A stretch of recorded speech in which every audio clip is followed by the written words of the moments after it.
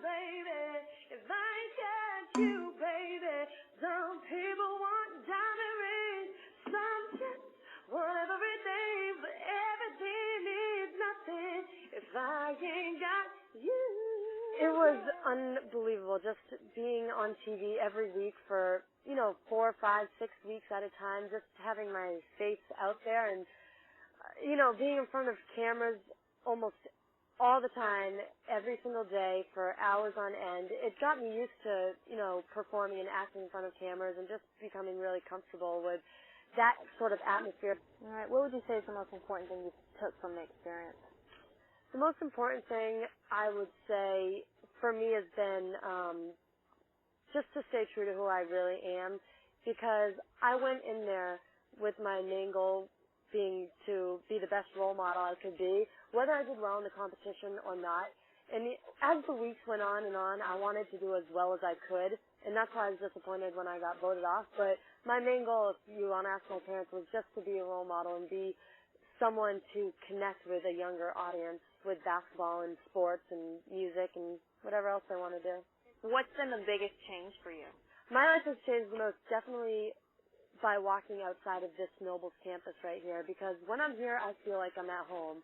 Everyone treats me the same. I still have papers to write in English class. I still have to complete my assignments, and my friends are the same. But once I step out of this campus is when people really start to recognize me and treat me as Ayla Brown, American Idol singer, not Ayla Brown student.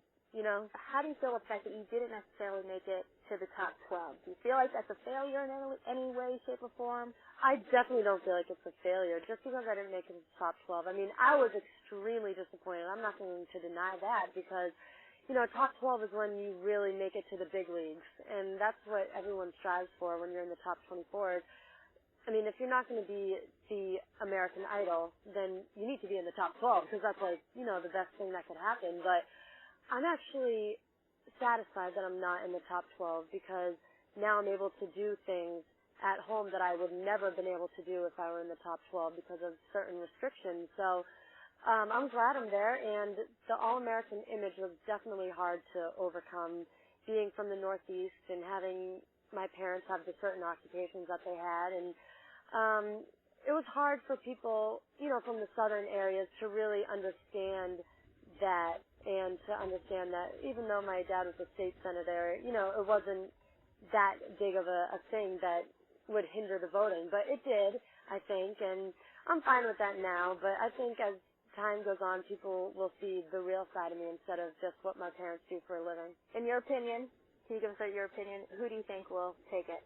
Well, I can't say who I want to actually win it, but I will say that there are people that have such individuality and that everyone offers something different, which I think is really good for this competition, because as it's winding down to the final group, you can look at each person and say, this person's good at this thing and this person does well at that. So it all depends on who your favorite is and who you want, to vote. Personally, I don't vote, so I can't make a decision, but that's because I forced myself not to choose a favorite, because I know all these people. And it's so hard to, go against a friend or say who you want to win when you're close with all of them. Now, are you still in contact with any of the remaining contestants? Well, I do have Paris and Mandisa's number. I've stayed in contact with them quite a few times, but, as things wind down, not as much, because I know how stressful it is with rehearsals and day-to-day activities. So, I try and let them do as much as they can, without kind of bugging them. Are you surprised by the response that you've gotten since American Idol and your following? Yes, I'm definitely surprised, mostly because I still think of myself as Ayla Brown, regular student basketball player, loves to sing, but now I've taken on this whole new persona of, really being a performer and performing at various places, whether they be as small as a birthday party or as big as a stadium full of people or 30 million people. So it's been definitely a whirlwind, but I love it so far. I can't complain. It's definitely the life.